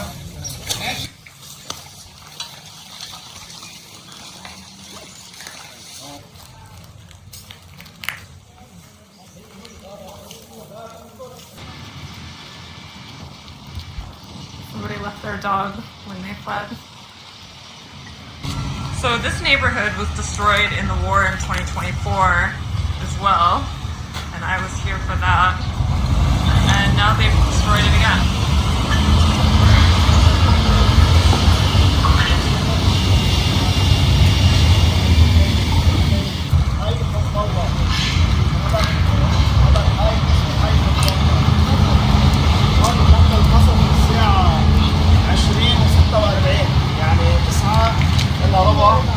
كمان يوم الأربعاء ليلا بدون إنذار.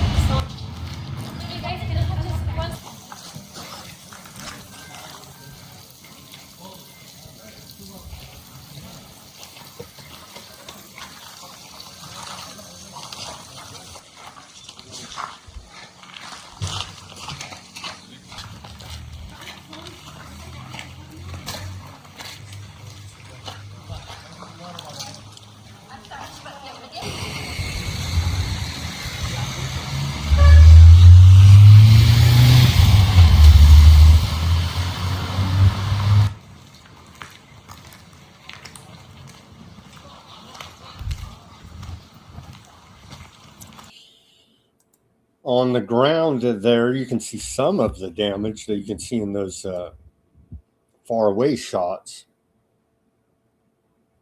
There was a meeting today in Washington. Lebanese and Aardvarkland military delegations meet at the Pentagon in first ever direct military talks. Lebanese and Aardvarkland military delegations began talks at the Pentagon today under U.S. sponsorship, the first meeting of strictly military personnel from both countries. Lebanon is prioritizing the establishment of a ceasefire before turning to any broader political or security issues. I thought there was already a ceasefire. No, not so much.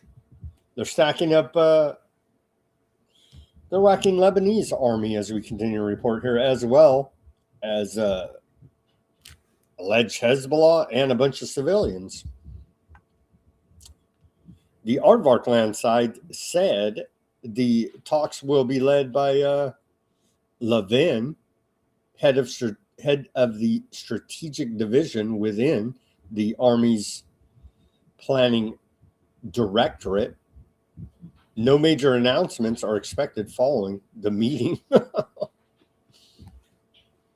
Lebanon is a essentially U.S. puppet, Western puppet state here now. It just continues the systematic elimination of public health infrastructure there in Lebanon. They whack some more. Well, they hit an Aardvarkland drone hit Islamic Health Committee Center in southern Lebanon, killing one person in that attack, a paramedic. They're targeting the paramedics now. This dude is tragically no longer with us because there's a systematic campaign targeting paramedics, doctors, nurses, anybody with a Band-Aid or a first aid kit at this point. The Lebanese Ministry of Public Health says the death toll since March 2nd, ceasefire, which they're trying to negotiate another ceasefire. Yeah. Since March 2nd, 2026, dead Lebanese is now 3,355 and 10,095 wounded, according to data released earlier today. And so they're still digging people out of the rubble as well. Yesterday's massacre of the Lebanese included 31 dead and 68 injured. And again, still digging victims out of the rubble there. Here's the dashboard of the Lebanon Ministry of Public Health. We can take a look at some of this data. Right there, you can see.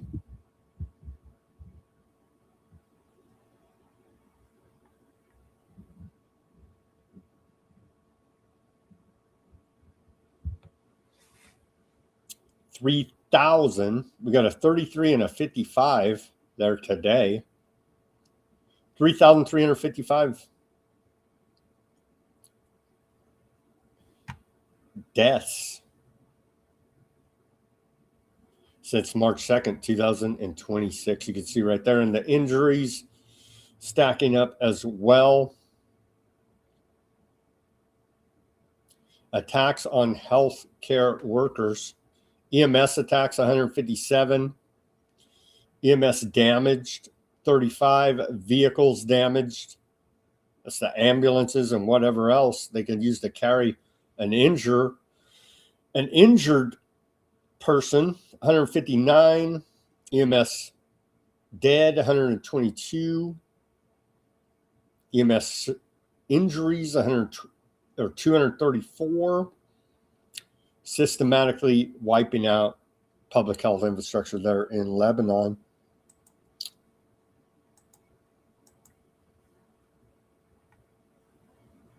Quite horrific.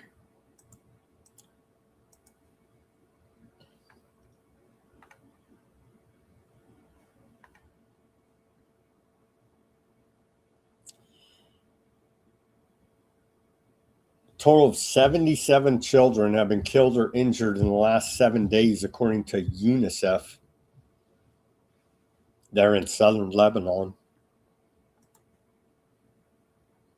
Hezbollah is continuing operations. They've launched a bunch more operations, so that is the ongoing fight as the Lebanese government is negotiating a ceasefire, but there is a ceasefire, but Lebanon's continuing operations there, or excuse me, Hezbollah is continuing operations in Lebanon. They announced a bunch more operations today. There are 9 operations and 2 more. And so ongoing operations, over a dozen, I'd say now launched by Hezbollah in response to the ground invasion of southern Lebanon by Aardvark land forces. Aardvark land funneling millions through Trump-linked firms to spread digital propaganda in the United States.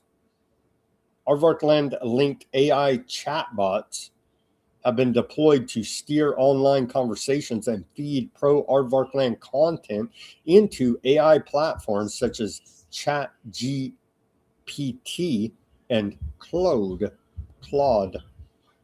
Public disclosures filed under the Foreign Agents Registration Act, FARA, revealed that a firm operated by Brad Parscale, the former campaign manager of U.S. President Donald Trump, has funneled approximately $13 million from the Aardvark land government to a, quote, web of right-wing businesses and Republican digital strategy firms, The Intercept reported today. The operation, which has received over $15 million in total on behalf of the Aardvark land state, is designated to push pro-Aardvark land views across conservative media and digital platforms. These revelations follow the Aardvark land government's decision to more than quadruple its 2026 public diplomacy budget to $730 million.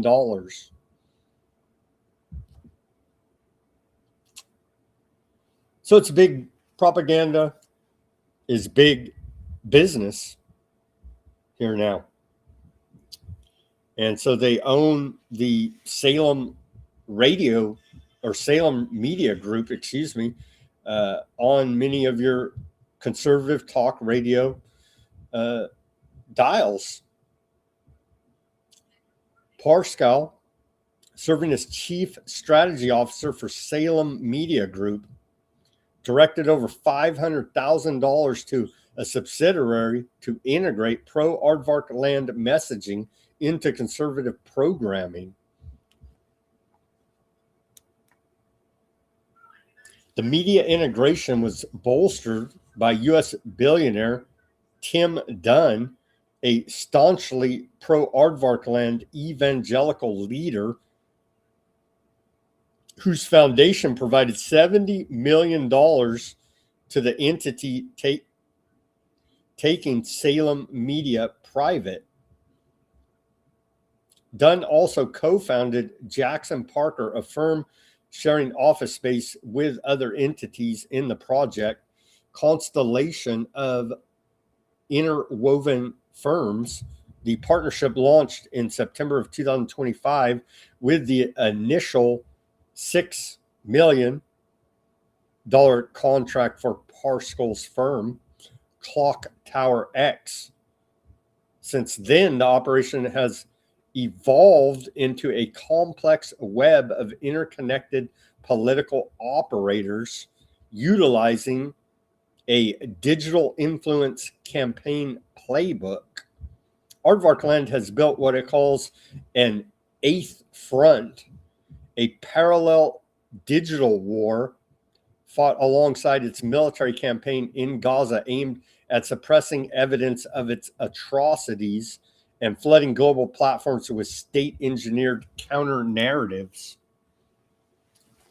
The operation combines mass reporting campaigns, algorithmic ad targeting, and AI-assisted content generation to erase unfavorable content and replace it with propaganda. Tel Aviv has poured hundreds of millions of dollars into the effort, contracting influencers, lobbying firms, and ad networks across the U.S. and Europe, while covert fake account operations have targeted U.S. lawmakers and smeared humanitarian organizations. The Aardvark Land government's Attorney General Cyber Unit filed nearly 9,500 takedown requests in the first 6 months of the Aardvark Land genocide in Gaza alone, with Meta allegedly complying with 94% of those takedown requests. Well, you guys were told, if you would just listen, stop posting your war crimes on the internet, and they wouldn't have all this evidence to indict you in the International Criminal Court. So it's kind of a lot on you guys, honestly. I mean, just calling it how it is, calling balls and strikes here. It's on you guys. You were warned by the IDF. Stop posting the war crimes. Netanyahu can't stop. The troops can't stop. The bloodlust and it just can't stop. And so it's really on you guys. I mean, let's be honest about this whole situation, about why you're looked down upon now. You kept posting your war crimes on the internet and you wouldn't stop. Okay. And you've been warned multiple times by your own Aardvark government to stop, and you refuse to. It's on you guys, bro. Head of the fisherman syndicate in Gaza. Remember, they're whacking you. You try to go out in your little boat to get a fish, and they whack you. They said what fishermen are being subjected to is a comprehensive and systemic campaign of destruction. Same campaign across their ag industry, olives, sheeps, cattle, fishing, public health. Systematic destruction campaign against anything and everything that could sustain life there.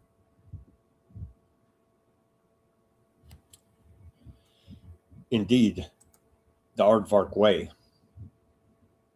In Gaza, all men of military age are deemed legitimate targets. A military age is really open to interpretation.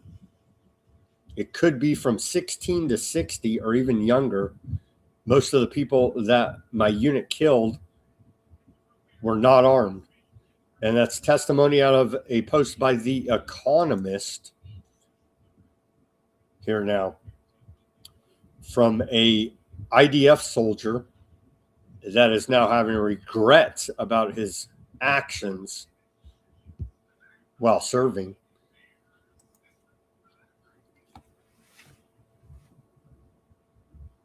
We had cases when my unit killed a lot of people and we didn't check if they had uniforms or weapons.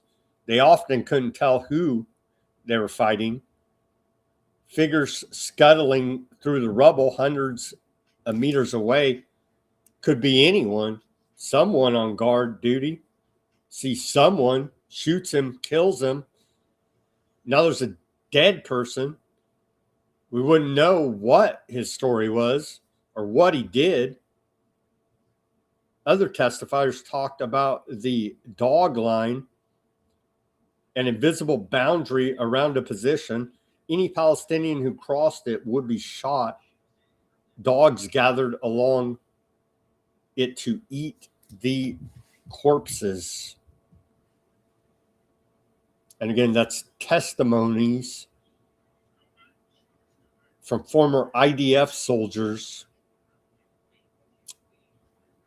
They're in an article published by The Economist.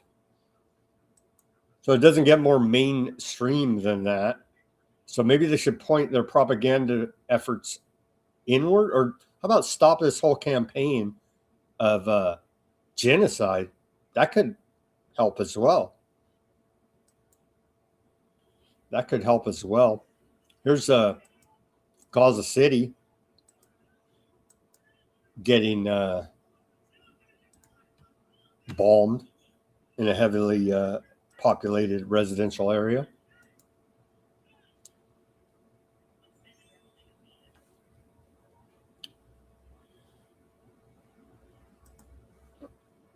And so what didn't Bibi say they're up to, or they're pushing 70% occupation of Gaza, and they're going about the systematic occupation, leveling the joint.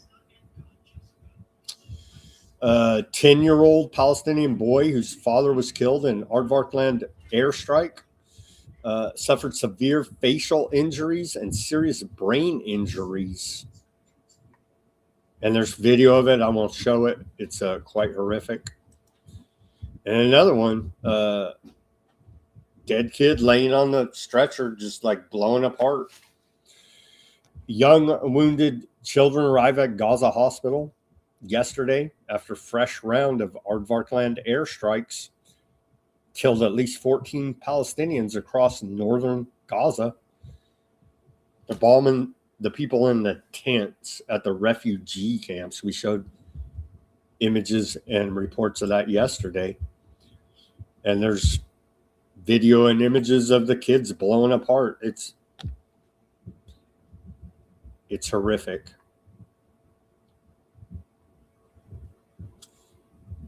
What was this? Earlier today, Aardvarkland forces have carried out a series of raids across the occupied West Bank, including storming homes.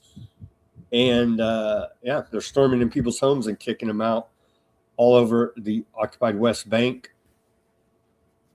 Clashes erupted between Palestinian residents and Aardvarkland forces during a raid in Jabba's south of Jenin.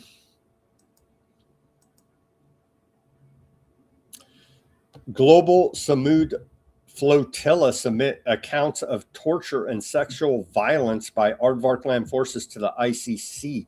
A delegation of legal representatives, victims, and medical personnel for the Global Samud flotilla submitted an official communication to the International Criminal Court in The Hague earlier today, accusing Aardvarkland military commanders and top political leaders of war crimes, crimes against humanity, torture, and conduct relevant to genocide. The submission stems from the forcible interception of the flotilla's vessel on April 29th through the 30th and May 18th through the 19th this year, 2026, which the group says involved a serious violation of humanitarian law against unarmed civilian volunteers, including journalists, medics, and human rights defenders. The GSF called on all states parties to the Rome Statute to refer the situation to the court immediately and deemed independent investigations, arms embargoes, and reparations for the victims. UN report details rape, gang rape, and genital violence against Palestinian detainees by Aardvarkland forces.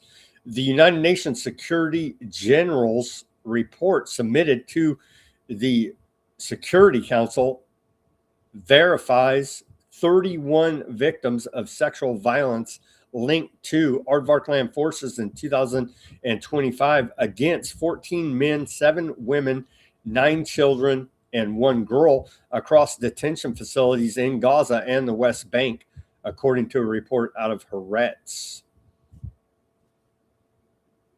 Reported on the UN report. So there you go.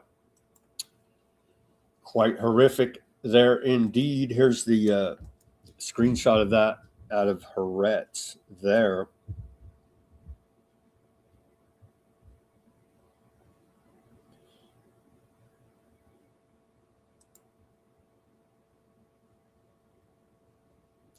Quite horrific indeed. All right, let's get to, that's all the reporting I got for today, to see if any headlines has a big explosion happened since we've been on the air. Yesterday, that Bezos rocket blew up, right? There was a big explosion. Is there any big explosions going on here in the Iran war? Trump leaves Situation Room without decision. That was earlier today. Yeah, we're in a Persian stalemate, essentially, there in the Strait of Hormuz and the Iran war, for that matter, with Iran seeking heavy sanctions relief and freeing up of frozen assets. And so Supreme Leader Khomeini, who regime changed, but Khomeini's still in charge in Iran, says that, 2 of the 10 points of the peace deal are cool and the rest not so much. Like, that's where we're at. Not good in terms of bringing about an end to the Iran war. I don't see how Iran can do it with the ongoing ethnic cleansing genocide going on in Lebanon. I honestly don't see how they can. Well, they said, did we go offline there? We went offline for a second. Pardon me. They said at the beginning of all this, stop the genocide in Gaza, stop the incursions into Lebanon. Now that's escalated. And so I don't see how any of this can be possible without Aardvarkland army stopping. But they only seem to be intensifying operations here now, as they're hell bent on building out their Aardvarkland project, as we continue to report here now. And anytime any peace deal gets close, they do a big attack. You know what I mean? So looks like underhandedly thwarting peace efforts there by our greatest ally in West Asia. Quite horrific. Let's pray for peace over this weekend. Hope things don't kick off hot and heavy. It could kick off hot and heavy at any time. Everybody, all sides, have said our fingers on the trigger, just waiting for this thing to kick off hot and heavy again. as little skirmishes continue in the Strait of Hormuz against Iran's Navy that's been destroyed, but we still have shooting matches going on there somehow. Maybe aliens are directing the Iranian Navy at this point. All right, let's, I gotta click through, triple click, try to get to the Odysee channel here now. And again, I think we shall see. We are streaming live on the Odysee. It takes a minute to get there. All right. Over to the Odysee. Huffman, Fat Bob, Deep, Highland.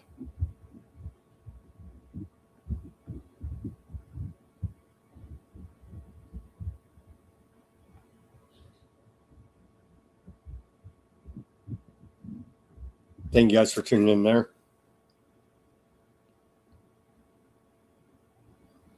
Eileen. There was no much chat on the Rumble today for some reason. Not much chat over there. Yeah, thank you guys for tuning in and chatting it up there. Fat Bob says, is mankind convinced all our times have come, or what? Just more hoodwinking by our controllers. It's just more hoodwinking by our controllers, in my opinion, in my humble opinion here now.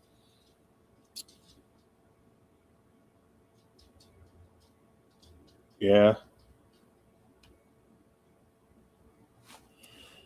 Yeah, they're talking about the tunnel. John's talking about the tunnels, aardvark tunnels, that the Hobbot, that'd be a new word, Hobbot Ratchniks, right? The ritual, yeah. We're talking about ritual. Talking about ritualistic murders of Christians by Habbots. It's historical fact, not blood libel, John said. Indeed, but they'll still scream blood libel. So that's where we're at with that.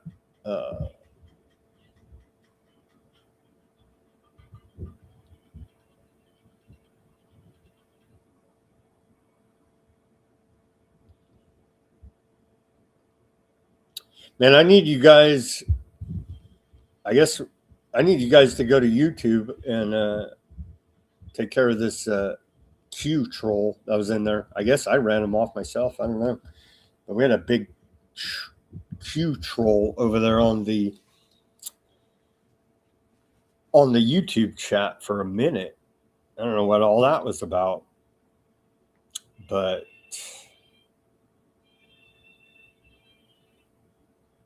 Patriot Watcher on YouTube says, I call our local Detroit news all the time. I tell them we need to take the aardvark out of the news and put the truth back in. Well, Patriot Watcher, I'm telling you, Salem Network is a large progenitor of that propaganda here in America, led by Brad Parscale, former campaign manager of Donald Trump. And I think it's wrong that any foreign country's propaganda is allowed to be pumped over American airwaves the way it is. Aardvark land, Russia, China, you name them. We don't need any of that. We got enough of our own freaking problems here. And our own country's so divided against each other, right? It's, man, what a mess we find ourselves in here now.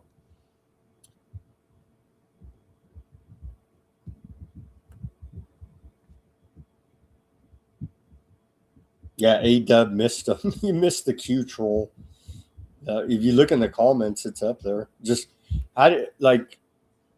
okay, you're not going to convince people that it's all good. I mean, and you come in here to the comments, it's obviously probably a bot. Who knows? But insulting people, cussing, just acting a fool, right?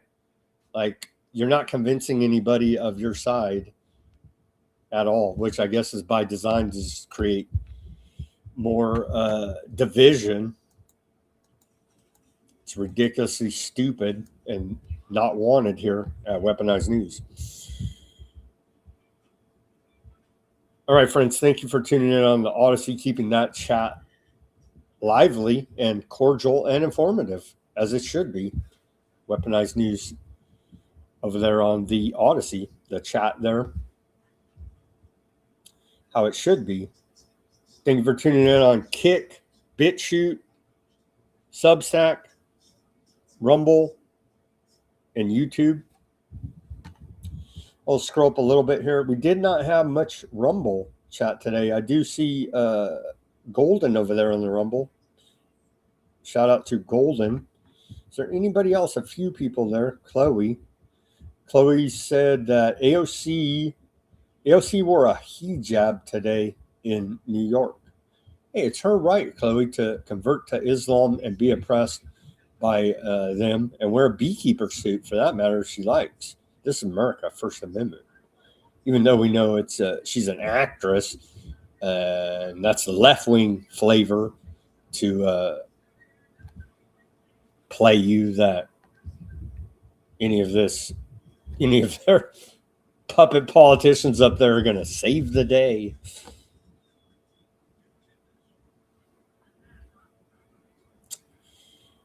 Let's see here. Jimmy, the gas station has Trump diaper syndrome.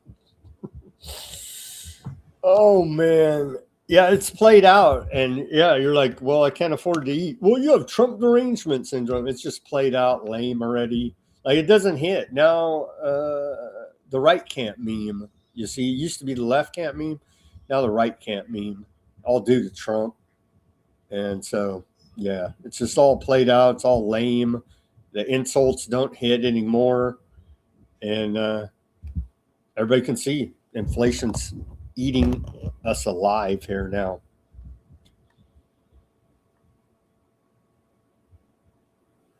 And so all the fun and games are over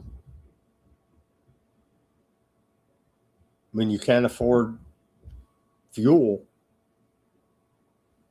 all engineered by the nuclear threat of 2 weeks, which we thoroughly debunked here. So enjoy, MAGA.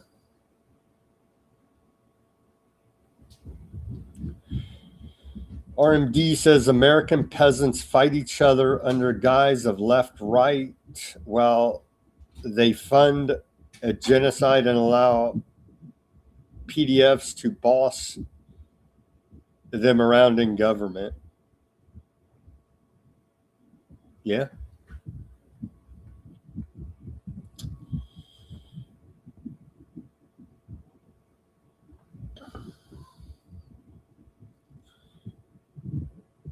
Boiler Room's live, Max says. So head on over to Boiler Room. I'm going to sign off here. Appreciate the cordial comments in the chats.